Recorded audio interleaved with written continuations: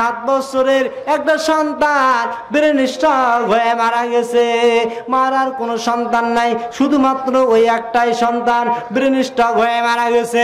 নবী বলেছেন, সাহাবারা রে, মা মিন আবদিন মুসলিমিন, যে কোনো মুসলিম বান্দা বান্দি যদি সকালবেলা এই দোয়াটা 7 বার পাঠ করে, দোয়াটা হলো হাসবি আল্লাহু লা ইলাহা ইল্লাহু আলাইহি তাওয়াক্কালতু ওয়া হুয়া রাব্বুল আরশিল আযীম। এই দোয়াটা যদি সকালে 7 বার পাঠ করে, সন্ধ্যাবেলায় 7 বার পাঠ করে, কাফাহুল্লাহু মা আম্মাহু, তার যত চিন্তা থাক না কেন, যত টেনশন থাক না কেন, তার ওই চিন্তার জন্য, টেনশনের জন্য আল্লাহ যথেষ্ট হয়ে যাবে।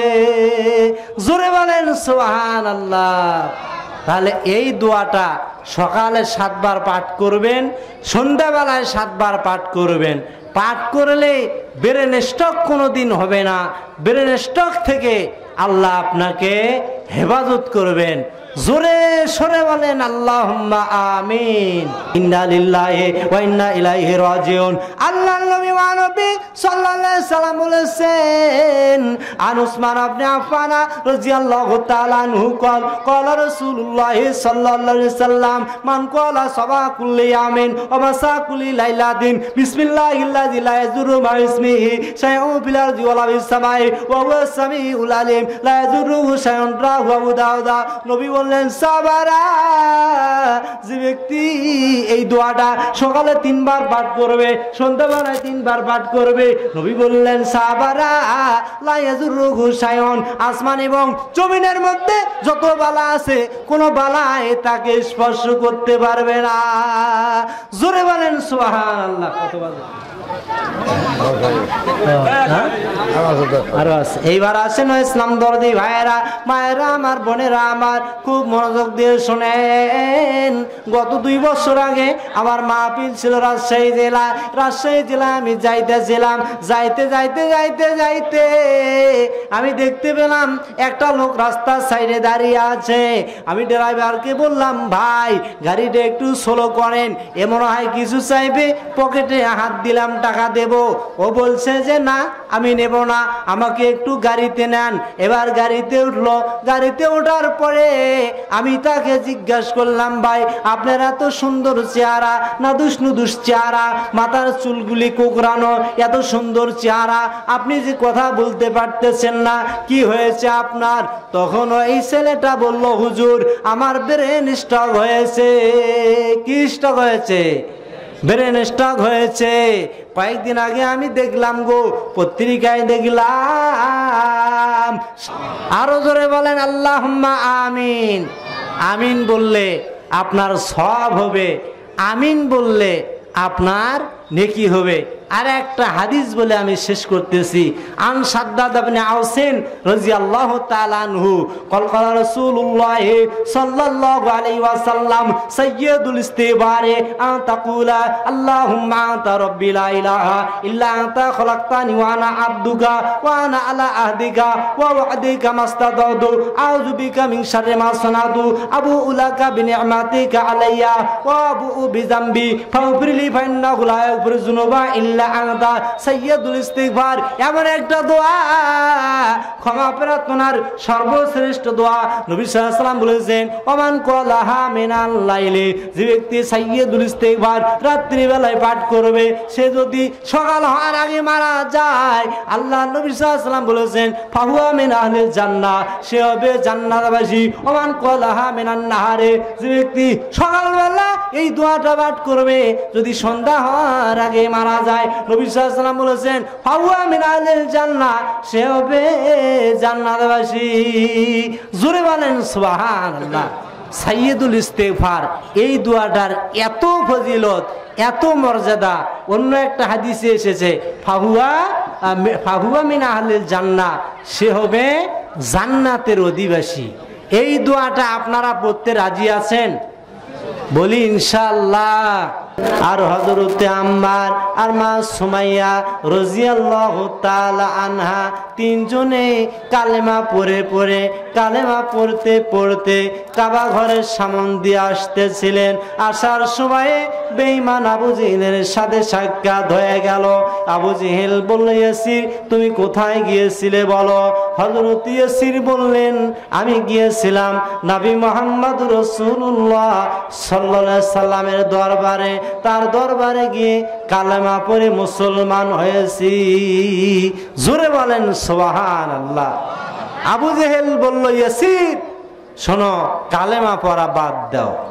ইসলাম সে তো পরশমানি, তারে কে পেশ খুঁজি। ইসলাম সে তো পরশমানি, তারে কে পেশ খুঁজি। পরশে তার শোনা হলো যারা, তাদেরই মোরা বুঝি, তাদেরই মোরা বুঝি।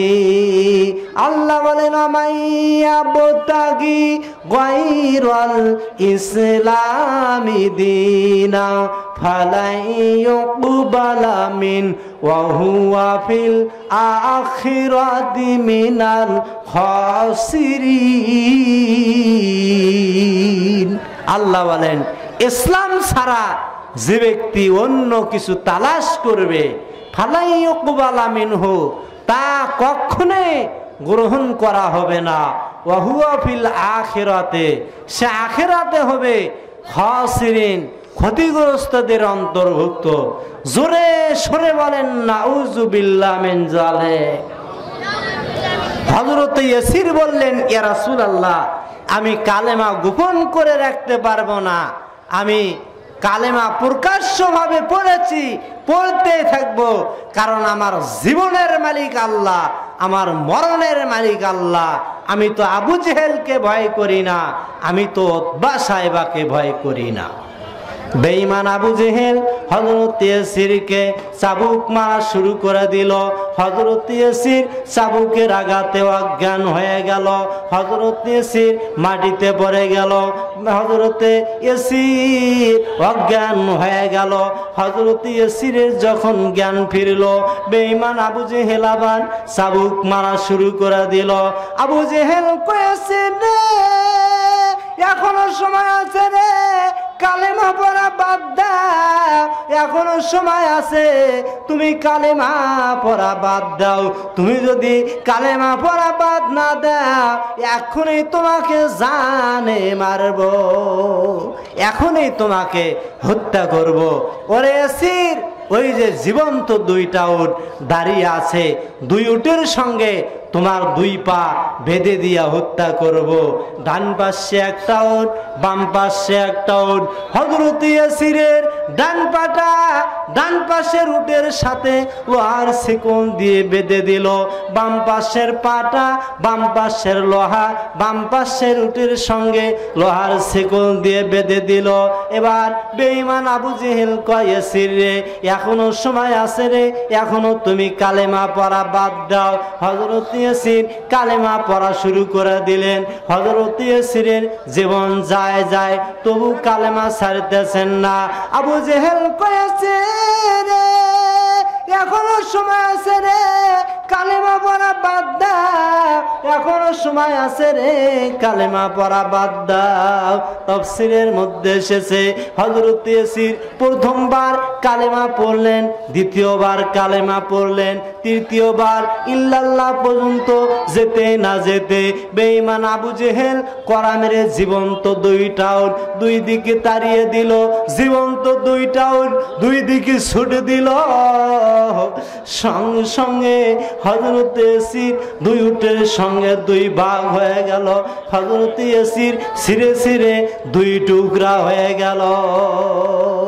হযরত ইয়াসির আল্লাহর রাস্তায় জীবন দিয়ে দিলেন। আল্লাহ বলেন ওয়ালা তাকুলু লিমান ইউকতালু ফি সাবিলিল্লাহি আমওয়াত বাল আহইয়াউ ওয়ালাকিন লা তাশউরুন। আল্লাহ বলেন যারা আমার পথে জীবন দেয় তোমরা তাদেরকে মৃত্যু বলো না, আমি আল্লাহ আমার কাছে জিন্দা, ওয়ালাকিন লা তাশউরুন, তোমরা তা বোঝো না। যারা শহীদ হয়ে যায় অন্য আয়াতে এসেছে তাদের রিজিকের ব্যবস্থা আল্লাহ করেন। আরো জোরে বলেন কে রিজিকের ব্যবস্থা করেন? আরো জোরে বলেন কে? আল্লাহ। আল্লাহর নাম নিতে কারো কোনো আপত্তি আছে বাবাজি? যারা চুপ করে থাকলেন এইবার আসেন ইসলাম দরদি ভাইরা, হযরত ইয়াসির শাহাদাতের পেয়ালা পান করলেন। এবার বেঈমান আবু জেহেল হযরত আম্মারকে ডাক দিয়ে বলতেছে, আম্মার রে, ওরে আম্মার, তুমি তো দেখলে রে তোমার চোখের সামনে তোমার জন্মদাতা পিতা শাহাদাত বরণ করলো, দুনিয়া থেকে চিরবিদায় হয়ে গেল। ওরে ইয়াসির এখনো সময়, ওরে আম্মার এখনো সময় আছে রে, এখনো তুমি কালেমা পড়া বাদ দাও। হযরতে আম্মার ইমানের বলে বলিয়ান হয়ে বললেন, আমার জীবনের মালিক আল্লাহ, আমার মরণের মালিক আল্লাহ।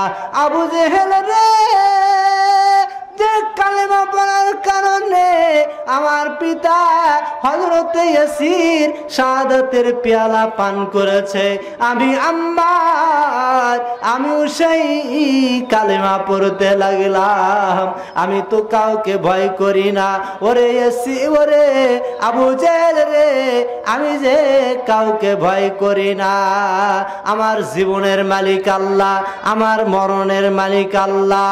আল্লাহ বলেন কুল ইন্না সলাতি ওয়া নুসুকি ওয়া মাহইয়ায়া ওয়া মামাতি লিল্লাহি রাব্বিল আলামিন। আল্লাহ বলেন নবী গো আপনি বলে দিন, ইন্না সলাতি, নিশ্চয় আমার সলাত, ওয়া নুসুকি আমার কুরবানি, ওয়া মাহইয়ায়া ওয়া মামাতি আমার জীবন আমার মরণ, লিল্লাহি রাব্বিল আলামিন বিশ্ব জাহানের পালন কর্তার জন্য। জোরে বলেন সুবহানাল্লাহ।